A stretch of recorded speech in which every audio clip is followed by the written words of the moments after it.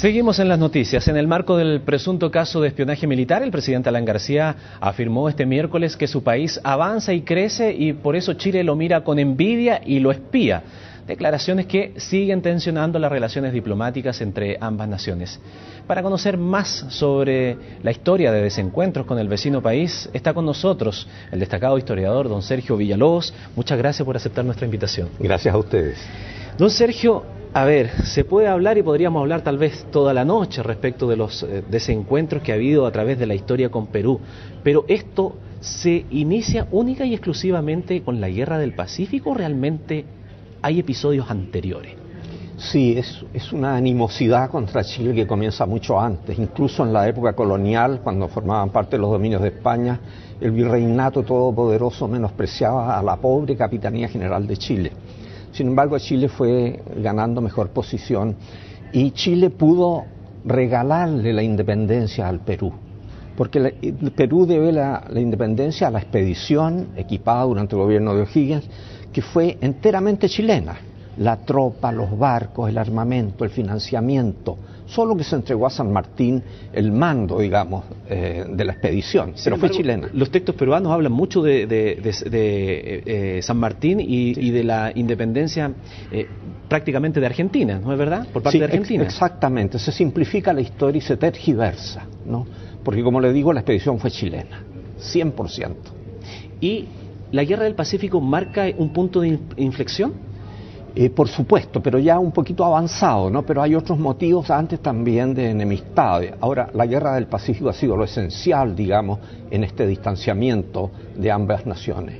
¿Y por qué? ¿Qué episodios anteriores, por ejemplo, la Confederación Perú-Boliviana? Claro, la guerra contra la Confederación Perú-Boliviana, en que Chile tuvo que luchar contra Bolivia y Perú unidos, y logró de esa manera liberar al Perú de la tutela de Bolivia, porque esa era la realidad. Y eso estaba muy convulsionado, el Perú con ideas poco claras, pero esa independencia, esa segunda independencia que le dimos, no la han agradecido nunca tampoco. Cuando se simplifica la historia se dice que el resentimiento mucho fuerte y el antichilenismo está centrado en la ocupación de Chile, las barbaries que eventualmente se cometieron en esa ocupación de Lima por parte del ejército chileno. ¿Qué tanto de mito y de realidad hay en eso, señor Villalobos? Mire, hay ciertas cosas reales, pero hay exageración también, como algunos propios contemporáneos del Perú, por ejemplo un sacerdote, rechazan que haya habido una violencia exagerada. Por lo demás, los mismos peruanos cometieron barbaridades con su gente, ¿no? La retirada de Tarapacá, por ejemplo, por el pie de la cordillera, van explotando y tratando mal a los indígenas peruanos y mestizos peruanos de la localidad mientras se retiran hacia Tacna. Entonces, eso es propio de las guerras, digamos, no es exclusivo de Chile. Ahora, en Chile hubo cierto resentimiento por el uso de algunas armas que eran consideradas como poco nobles, las minas terrestres, por ejemplo, el hundimiento de barcos mediante torpedos encubiertos, ¿no? Todas esas cosas fueron creando una animosidad, pero por ambos lados.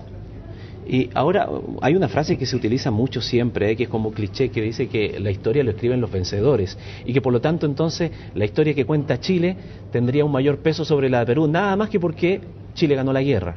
No, mire, la historiografía chilena, que es el estudio, ¿no? La historiografía es el estudio de la historia, es muy superior a la peruana. Tenemos historiadores extraordinarios, bien formados, excelente investigación, mientras que la del Perú es una historia mal trabajada, tendenciosa, y esto se puede probar con muchas cosas concretas. Entonces, mire, esto de, por ejemplo, la entrada en Lima. La entrada en Lima la pidió el alcalde de Lima, que se apresurara a la entrada, porque había desmanes, estaban matando a los chinos en el mercado, había destrucción, habían entrado al Palacio de Gobierno las tropas peruanas derrotadas. Entonces el alcalde, Torrico se llamaba, pide al general Baquedano que entre en cuanto antes. Y el ejército chileno entra formado metódicamente, sin cometer pero ningún agravio, ¿no? Y después de la ocupación, los generales chilenos como Lynch, Lago, etcétera, procuraron mantener una disciplina estricta. Ahora nunca se tiene el dominio total sobre los soldados, y que hayan ocurrido algunos abusos es evidente, pero no se habla de lo bueno que se hizo. ¿Ah? Le cuento, por ejemplo, que Chile puso orden en el servicio de correos y telégrafos, donde había habido una corrupción enorme. Puso orden en la administración, puso barrer las calles de Lima, que no se hacía. En los cuarteles chilenos se repartía comida gratuita a la gente pobre todos los días, ¿no? El ejército tenía su forma de mantención, digamos, de alimentación, y podía, digamos, darle al pueblo peruano eso. Tanto así que cuando se retira el ejército chileno, la gente pobre protestó.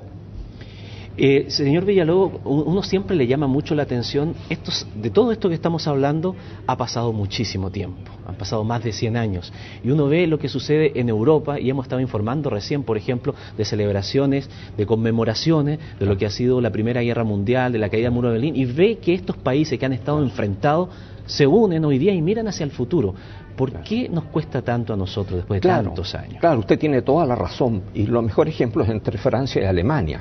Francia con Alemania han tenido varias guerras, ¿no? Y podría uno pensar, especialmente a raíz de la Segunda Guerra Mundial, que esto debió haber generado una odiosidad mutua tremenda. Sin embargo, son dos pueblos que conviven amistosamente y están creando un futuro, ¿no? Alemania es derrotada, Francia junto con los aliados vence, y sin embargo, rápidamente terminada la guerra, se establecen relaciones amistosas, de colaboración, etc. ¿A qué se debe esto? Me lo he preguntado muchas veces. Yo creo que es porque son pueblos con una gran madurez y racionalidad, son racionales, razonables en lo que determinan. Y son pueblos que han ido superando la miseria, las dificultades internas, y son pueblos que tienen un futuro, eso no lo duda nadie. En cambio, entre Chile y Perú no ocurre esto. El Perú es un pueblo pobrísimo, que no me vengan a decir que ahora está muy bien la situación económica. Sí, por ahora está bien, hasta el próximo golpe militar, porque es una constante en el Perú. Es un pueblo dividido, tiene sectores raciales, sociales, los negros, los chinos, los indios, los blancos, y no logran conformar una nacionalidad sólida, ¿no? Entonces no tienen comparación con Chile.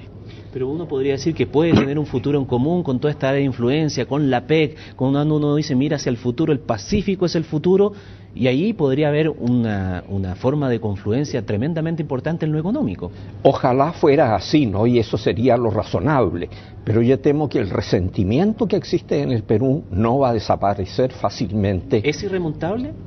Por ahora sí, y quizás por 1 o 2 siglos, porque está acumulada esa odiosidad, está en los textos escolares, en la enseñanza, en la prensa, en las declaraciones de los gobiernos, que son absolutamente absurdas, ¿no?, para crear roces. Ahora, ¿por qué les gusta crear roces? Porque esos gobiernos son precarios, necesitan apoyo popular. Alan García tiene muy baja popularidad hoy día, ¿no? Entonces, sacando este fantasma de Chile y la agresión y todo lo demás, remontan un poco en la opinión pública. Don Sergio Villalobos, siempre el tiempo es escaso en televisión, nos habría gustado conversar mucho más con usted, pero le agradecemos estos minutos con nosotros en CNN Chile. Yo le agradezco a usted.